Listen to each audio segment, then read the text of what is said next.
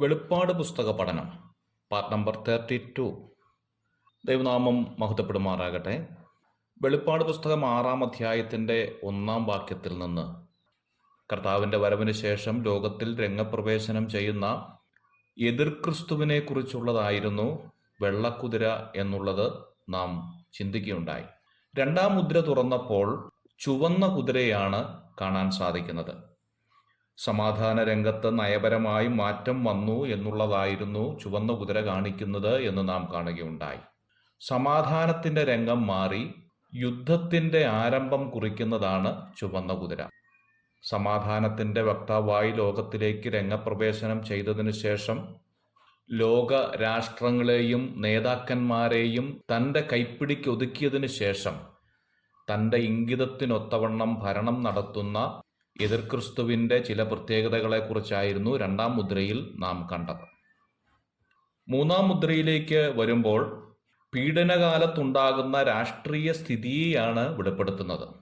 2-ാം ജീവിയാണ് 3-ാം മുദ്ര തുറക്കുമ്പോൾ സംസാരിക്കുന്നത് എന്ന് കാണുന്നുണ്ട്. വരിക എന്നാണ് ഈ ജീവി പറയുന്നത്. എസെക്കിയേൽ പ്രവചനം 1-ാം അധ്യായം 24-25 ഭാഗങ്ങൾ ഇതിനോട് ബന്ധപ്പെട്ട് വായിക്കുന്നത് നന്നായിരിക്കും. കാളയ്ക്ക് സദൃശ്യമായിട്ടാണ് 2-ാം ജീവിയെ ഇവിടെ കാണിക്കുന്നത്. ക്രിസ്തുവിൻ്റെ ദാസത്വത്തെയാണ് കാള കാണിക്കുന്നത് എന്ന് നാം ഓർക്കുകയുണ്ടായി. ലോകത്തെ വീണ്ടെടുക്കാൻ അനുസരണമുള്ള ദാസനായി യുദ്ധത്തിനായി തയ്യാറെടുക്കുന്ന കർത്താവിനെയാണ് ക്രിസ്തുവിൻ്റെ ദാസത്വം എന്നതുകൊണ്ട് ഉദ്ദേശിക്കുന്നത്. നമ്മുടെ കർത്താവ് അനുസരണം പഠിച്ച് തികഞ്ഞവനായതിനാൽ യുദ്ധത്തിനായി രംഗപ്രവേശനം ചെയ്യുന്നതിൽ മടിയില്ല എന്നും കാണിക്കുന്നു. 3-ാം മുദ്ര കറുത്ത കുതിരയെയാണ് കാണിക്കുന്നത്. വെളിപ്പാട് പുസ്തകം 6-ാം അധ്യായം 5 മുതൽ 6 വരെയുള്ള വാക്യങ്ങളിലാണ് ഇത് രേഖപ്പെടുത്തിയിരിക്കുന്നത്. കറുത്ത കുതിര ദുഃഖത്തെയാണ് ഓർമ്മപ്പെടുത്തുന്നത്. യുദ്ധത്തിലും ക്ഷാമത്തിലും ജനമധ്യത്തിലുണ്ടാകുന്ന മൂകതയാണ് കറുപ്പ് കാണിക്കുന്നത്. മുമ്പ് അളന്നു കൊടുത്തുകൊണ്ടിരുന്നതാണ് സാധനങ്ങൾ എങ്കിൽ ഇപ്പോൾ അത് തൂക്കിക്കൊടുക്കുന്നതായിട്ട് കാണുന്നു.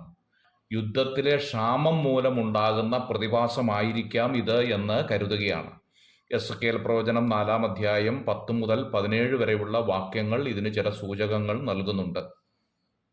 ഒരുവൻ പണിയെടുത്താൽ അന്നത്തെ ആഹാരം പണിയെടുക്കുന്നവന് ലഭിക്കും എന്ന നിലയിലേക്ക് കാലം എത്തിച്ചേരുന്നു എന്ന ഓർമ്മപ്പെടുത്തലാണ് ഇവിടെ നൽകുന്നത്. ഒരു വീട്ടിൽ ജോലിക്ക് എല്ലാവർക്കും പോകാൻ പറ്റത്തില്ലല്ലോ. ഭീകരമായ പട്ടിണിയിലേക്ക് ജനം എത്തിച്ചേരുന്നു എന്നുള്ളതിൻ്റെ ഒരു സൂചനയായിരിക്കാം ഈ ഭാഗങ്ങൾ നൽകുന്നത്. യുദ്ധമുണ്ടാകും എന്ന് കണ്ടാൽ ഗവൺമെന്റ് സാധനങ്ങൾ പിടിച്ചു വെക്കുന്നത് മൂലം ദേശത്ത് ക്ഷാമമുണ്ടാകാൻ സാധ്യതയുണ്ട്.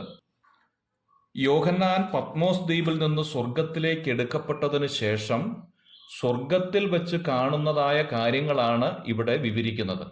എന്ന് പറഞ്ഞാൽ ഭൂമിയിൽ ഇത് ഇതുവരെയും സംഭവിച്ചിട്ടില്ല. എന്നാൽ സംഭവിക്കാൻ പോകുന്ന കാര്യങ്ങൾ യോഹന്നാൻ നൂറ്റാണ്ടുകൾക്ക് മുമ്പേ സംഭവിച്ചുകൊണ്ടിരിക്കുന്നത് പോലെ കാണുന്നു എന്നത് എത്രയോ ആശ്ചര്യകരമായ കാര്യമാണ്. ഇതിൽ നിന്നും നമുക്ക് മനസ്സിലാക്കാൻ സാധിക്കുന്ന ഒരു കാര്യം, ദൈവത്തിന് യാദൃച്ഛികം എന്ന ഒരു വാക്ക് ഇല്ല എന്നുള്ളതാണ്.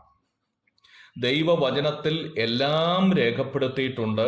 അത് എന്നേക്കും നിലനിൽക്കുന്നു എന്നുള്ളതാണ്. മാത്രമല്ല, ഈ ഭൂമിയിൽ സംഭവിക്കാൻ പോകുന്നതെല്ലാം സ്വർഗത്തിൽ മുമ്പേ ദൈവത്തിൻ്റെ ദൃഷ്ടിയിൽ സംഭവിച്ചതുപോലെ ഇരിക്കുകയാണ്.